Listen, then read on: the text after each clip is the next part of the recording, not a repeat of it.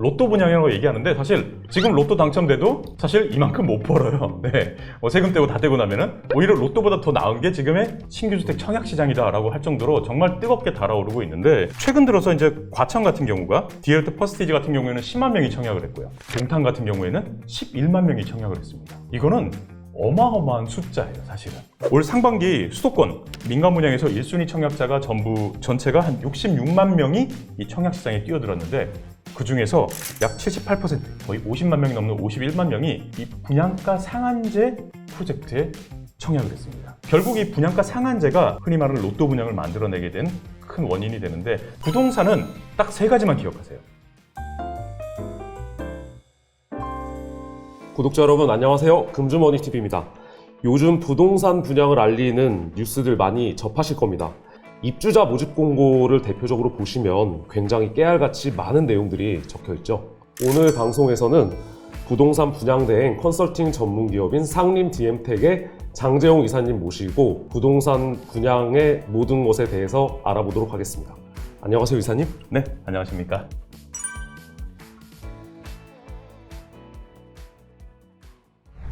부동산 개발 사업, 보통 어떤 과정들을 거치게 되는 겁니까?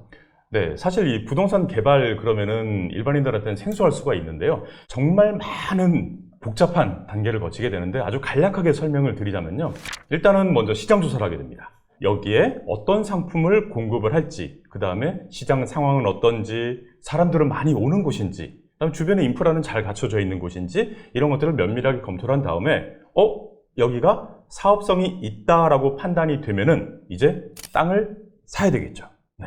그러면 땅을 사가지고 여기에 이제 설계를 하겠죠. 어떤 걸 지을지 설계를 하고 그리고 난 다음에는 인허가를 거치게 됩니다. 이제 뭐 시청이 됐든 구청이 됐든 가가지고 우리 이렇게 지을 건데 허가를 좀 해주세요 해서 좋습니다. 그러면 지으세요. 까지가 사실은 5분 능선을 넘었다라고 보시면 됩니다. 근데 여기까지 과정도 정말 힘들어요, 사실은. 근데 여기까지 하고 난 다음에 이제는 지어야 되겠죠. 건축물을 지으려면 가장 필요한 게 돈이죠. 네, 자금을 조달해야 됩니다. 그래서 여기에서 우리가 뉴스에서 많이 다루는 PF, 그 프로젝트 파이낸싱이라고 하는 자금을 끌어오게 되는데 돈을 빌린다라고 할 때 제일 중요한 포인트, 이제 뭘까요? 수익률이죠. 이자. 예, 이자 수익률이죠. 예. 그런데 빌려주는 입장에서는 사실 담보나 신용이 아주 중요합니다. 그런데 이 단순히 한 건의 프로젝트를 가지고 담보나 신용을 판단하기 어렵기 때문에 향후에 이 개발을 통해서 얼마만큼의 현금이 창출이 될 것인지를 보고 돈을 빌려줍니다. 그게 이제 PF 대출이죠. 그러면 이제 PF 대출을 통해서 돈이 마련이 됐으니 그 다음에는 지어야 되겠죠. 시공사를 선정해서 실제 건물을 짓습니다. 그럼 짓고 난 다음에 와 예쁘다 이러면은 끝일까요? 아니죠. 이거를 팔아서 수익을 남겨야 되겠죠. 그 일련의 과정들이 부동산 개발이다라고 보시면 되는데 사실 쉽지는 않고요. 네, 정말 어려운 과정에 산에 산을 넘고 해서 완성되는 게 지금의 부동산 개발이다 보시면 되겠습니다. 이 부동산 개발 과정에서 또 우리 일반인들한테 많이 들려오는 그런 용어들이 시행사, 시공사, 신탁사, 분양 대행사 이런 얘기들이고 결국 이렇게 여러 기관들이 모여서 이렇게 부동산 개발 사업과 분양에 참여를 하게 되는 것이거든요. 이 각자의 역할에 대해서 좀 알기 쉽게 설명해 주시죠. 네, 사실 시행사, 시공사 얘기는 들어보긴 했는데 과연 이 사람들의 정확한 역할이 뭔지에 대해서는 조금 헷갈리는 경우가 있어요.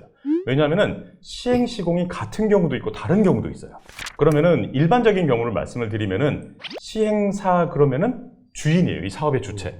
쉽게 말해서 땅 주인이에요. 내가 이 땅을 가지고 있어요. 그럼 여기다가 건물 하나 지어가지고 뭐 상가를 지을 수도 있고 아파트를 지을 수도 있겠죠. 그거를 팔아야 되는데 이 땅 주인이 바로 시행사가 되는 거예요.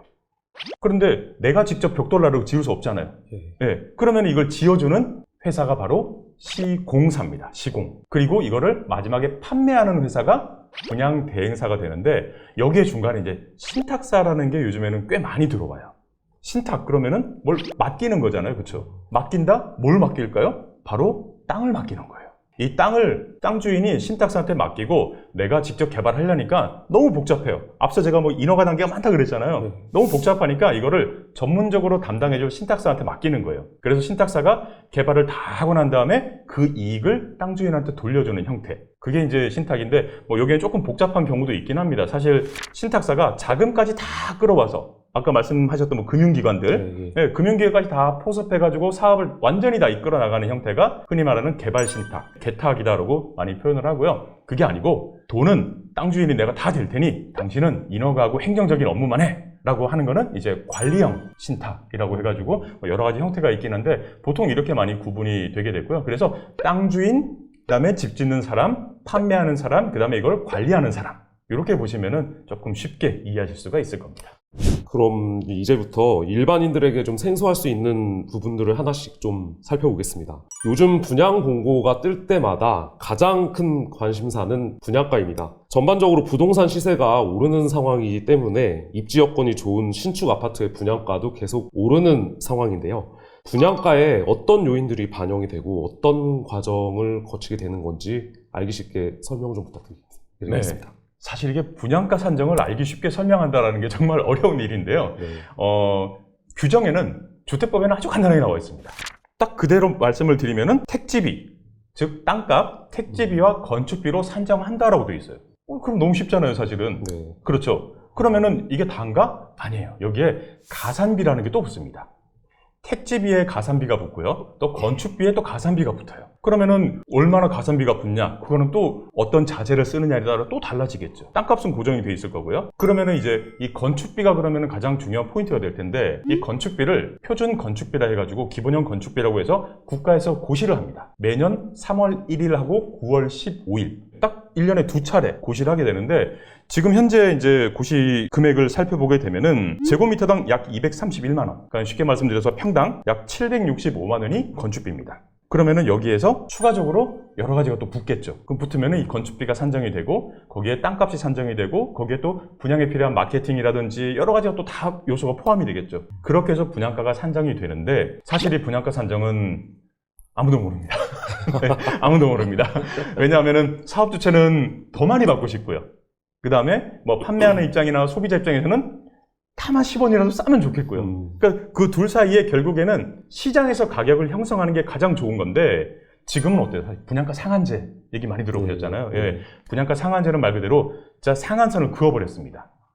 그러다 보니 이 분양가 상한제 지역 같은 경우에는 지금 그 투기과열 지역인 강남 3구, 강남, 서초, 송파, 그리고 용산, 서울은 이렇게 4개 구가 지정이 되어 있고요. 그 밖에 동탄 신도시, 검단 신도시, 이렇게 뭐 고덕 신도시, 이렇게 대규모 택지지구들 많이 들어보셨죠? 예, 이런 택지지구들도 분양가 상한제 규제 적용을 받고 있어요. 그래서 이들 지역 같은 경우에는 일반적인 시세보다 저렴하게 공급이 될 수밖에 없는 구조로 되어 있고요. 그러다 보니까 사람들이 또 많이 그쪽 지역을 선호하고 많이 몰리게 돼 있죠. 얼마 전에 20억 로또라고 해서 굉장히 화제가 됐었던 서초구 반포동의 레미안 원펜타스, 이미 완공된 아파트를 분양한 후분양 아파트였고요. 여기서 한 가지 궁금한 지점이 선분양할지 후분양할지는 누가 결정하나 이거와 사업비를 조달하는 입장에서 선분양과 후분양은 어떤 차이점이 있는지 그 점이 좀 궁금합니다. 네, 사실 이게 되게 중요한 포인트 중에 하나예요. 일부에서는 이제 후분양을 하게 되면은 다 지어진 집을 보고 사니까 더 좋지 않냐라고 얘기할 수가 있고요. 그런데 그렇게 되면은 가격은 올라갈 수밖에 없습니다. 왜냐하면은 이 집이라는 게 뭐 볼펜 만들어서 뚝딱뚝딱 만들어서 한 1, 2분 만에 만들어내는 게 아니거든요. 최소 2년 반에서 3년이 걸립니다. 그러면은 지금 현 시점보다 3년 뒤에는 물가도 오르고 인건비도 오르고 다 오를 수밖에 없어요. 그럼 그것들이 다 반영이 될 수밖에 없는 게 후분양이에요. 그래서 후분양은 선분양보다 가격이 올라갈 수밖에 없는 구조로 되어 있어요. 기본적으로는. 네. 그런데 그러면은 왜 선분양과 후분양을 이렇게 구분해서 하느냐? 결론은 수익입니다. 수익. 지금 현재 후분양하는 단지들을 자세히 이렇게 살펴보시면요. 대부분 강남권이에요. 왜냐하면 여기는 언제 팔아도 팔 수 있다는 자신감이 있어요. 워낙 수요가 많기 때문에. 그래서 제가 앞서 말씀드렸죠. 그 건축비. 국가에서 고시한다 그랬잖아요. 네. 이게 계속 오르고 있어요. 오를 수밖에 없어요. 거기에는 뭐 유리자재, 철근, 시멘트, 각종 원자재들이 최근에 이제 몇 년 전에 우크라이나, 러시아 전쟁 때문에도 많이 오르고 원자재 값이 오르고 인건비가 오르고 하다 보니까 이 건축비가 올라가니까 결국에는 후분양하는 단지들 뭐 분양가 상한제를 적용을 받는다 하더라도 얘네들이 자꾸 올라갈 수밖에 없어요. 그래서 조금이라도 더 받기 위해서 후분양을 한다라고 보시면 되고요. 다시 한번 말씀드리면 사실 후분양 단지는 또 분양가 규제를 좀 덜 받습니다. 예. 예, 그러다 보니까 뭐 사업 수익성인 측면에서 후분양 단지가 조금 좋은데 대신에 자금 조달은 힘들겠죠. 선분양하면은 먼저 선 자금이 들어오는데 네. 대신에 그만큼 자금력이 좋아야 되겠죠. 네. 그래서 이 강남권에 어느 정도 흥행이 보장된 단지들이 후분양을 그래서 하는 그런 곳이군요. 그렇죠. 예, 재건축 단지들은 땅값이 필요가 없잖아요. 네. 자기네 땅을 예. 예, 재건축하는 거니까 그래서 후분양을 많이 진행을 하고 있습니다. 아, 그렇군요. 이제부터는 분양시장 동향에 대해서 좀 알아보겠습니다. 요즘 곳곳에서 신축 분양이 쏟아지고 있죠. 요새 얼어 죽어도 신축이라고 해서 서울의 경우에는 어디 분양만 했다 하면 경쟁률이 수백 대 1입니다. 분양 쏠림 현상이 과연 언제까지 갈까요, 이사님? 언제까지 갈지 맞출 수 있는 거는 뭐 아무도 모르겠죠. 네. 네. 그런데 당분간의 이 열기가 지속될 것으로 예상은 되고 있습니다. 왜냐하면은 결국에는 얼죽신, 정말 얼어 죽어도 신축이다라는 그런 얘기잖아요. 예. 네. 신축을 선호할 수밖에 없는 구조로 변화되고 있고요. 그 다음에 결국에는 이게 경제잖아요, 부동산도. 그러면은 수요 공급을 빼놓고 얘기할 수가 없습니다. 결국 수요가 많으면은 쏠림 현상이 있을 수밖에 없고 가격도 올라갈 수밖에 없고 경쟁이 그만큼 치열해질 수밖에 없습니다. 그럼 이걸 잠재울 수 있는 거는 결국에는 공급으로 풀 수밖에 없는데 서울에 지금 새로 아파트가 많이 공급이 되는 것처럼 보입니다, 사실. 네. 잠실 같은 경우에도 뭐 대단지 네, 아파트들이 맞습니다. 많이 들어서고 입주도 했고요. 최근 몇 년간 보시게 되면은 뭐 둔촌주공 재건축 어마어마한 규모로 네, 공급이 됐잖아요. 헬리오시티도 그렇고 이미 이제 어마어마한 대단지가 많이 공급이 됐는데 근데 왜 이렇게 집이 없다고 얘기를 할까? 그리고 주택 보급률도 100이 넘어섰다라고 많이 얘기를 하잖아요. 그러면은 이미 집이 필요한 숫자보다 더 많다라는 얘기인데 왜 이렇게 많이 쏠릴까? 근데 그거는 결국에는 아주 비싼 고가의 좋은 집도 한 채고요. 그다음에 반지하도 한 채예요. 그러니까 단순히 이거를 수치적으로 100이 넘지 않았다라고 얘기하기에는 조금 어려운 부분이 있고요. 그다음에 최근에 지금 자료를 보시면은 10년간의 입주 물량하고요. 또 중요한 포인트는 멸실 주택입니다. 우리가 재건축, 재개발을 하기 위해서는 기존의 주택을 허물어야 돼요. 그래서 공급량도 중요하지만 그만큼 사라지는 주택 수를 봐가지고 순 증가가 얼마나 됐느냐를 따져봐야 되는데 지난 10년간 보시게 되면 17,000세대입니다. 그러면은 1년에 평균적으로 1,700세대예요. 네. 그러면은 1년에 서울의 인구가 얼마인데 신규 주택은 1,700세대밖에 없다라는 거예요. 그러니 신규 주택 쏠림 수요는 더욱더 증가할 수밖에 없고요. 그 다음에 최근에는 30대 넘어서 이제 20대까지 내 집 마련에 뛰어들고 있어요. 근데 이들 세대는 좀 달라요. 예전처럼 그래도 좀 불편해도 뭐 살지 뭐 이렇게 되는데 지금은 편리한 곳, 그 다음에 커뮤니티 센터 잘 갖춰진 곳, 교통도 편리한 곳, 그 다음에 깨끗한 집, 이걸 너무 선호해요. 그러다 보니 신축 쏠림 현상은 어떻게 지금은 막을 수가 없는 그런 부분들이 있고요. 또 과거에 이제 중장년 세대가 뭐 IMF 또 리먼 사태 이런 것들이 경제적인 충격이었다면은 지금의 20, 30대는 지난 정부의 집값 급등이 충격이에요. 아직도 그걸 기억하고 있어요. 그래서 지금 못 사면은 또 놓친다라는 그런 약간 심리적인 영향도 있는 것 같아요. 그러다 보니까 최근 들어서 특히나 서울 지역을 중심으로 해가지고 신축 아파트의 쏠림 현상이 좀 강하게 작용하고 있는 것 같고요. 결국에는 이제 공급이 어느 정도 풀릴 때까지는 신축의 쏠림 현상은 좀 지속되지 않을까라고 조심스럽게 내다보고 있습니다. 요즘 또 많이 들리는 말이 로또 분양입니다. 이 당첨되어서 내 것으로만 만들면 거액의 시세 차익이 보장된다는 그런 뜻입니다. 이 로또 분양이 가능한 게 분양가 상한제라는 그런 제도 때문인데요. 결국엔 이 분양가 상한제 제도가 투기 수요를 부추기고 있다, 이런 비판도 사실 적지 않은데, 이사님, 저 현장에서 보셨을 때 지금 분양 시장 정상적으로 돌아가고 있습니까? 당연히 비정상이죠. 네, 이건 비정상입니다. 그런데 뭐 로또 분양이라고 얘기하는데 사실 지금 로또 당첨돼도 사실 이만큼 못 벌어요. 네, 세금 떼고 다 떼고 나면은 오히려 로또보다 더 나은 게 지금의 신규주택 청약시장이다라고 할 정도로 정말 뜨겁게 달아오르고 있는데, 최근 들어서 이제 과천 같은 경우가 디얼트 퍼스티지 같은 경우에는 10만 명이 청약을 했고요. 동탄 같은 경우에는 11만 명이 청약을 했습니다. 이거는 어마어마한 숫자예요, 사실은. 올 상반기 수도권 민간 분양에서 1순위 청약자가 전체가 한 66만 명이 이 청약시장에 뛰어들었는데, 그 중에서 약 78%, 거의 50만 명이 넘는 51만 명이 이 분양가 상한제 프로젝트에 청약을 했습니다. 결국 이 분양가 상한제가 흔히 말하는 로또 분양을 만들어내게 된 큰 원인이 되는데, 사실 우리가 청약 시장에 대해서 알아볼 필요가 있는 게 뭐냐면요, 청약이라는 거는 무주택 서민들이 내 집 마련을 원활하게 하기 위해서 만든 제도입니다. 그런데 지금은 말씀하셨듯이 어마어마한 가격대, 뭐 신규 분양 자체도 20억이 넘어가요, 국민 평형이. 그러면은 이거는 뭐 서민들을 위한 분양이 아니고요, 네, 어떻게 보면 현금 부자들이 가능한 그런 잔치가 되어버리다 보니까 지금 현재 분양가 상한자에서 청약 시장 자체는 조금은 비정상적으로 되어가고 있지 않나라고 일단은 보고는 있습니다.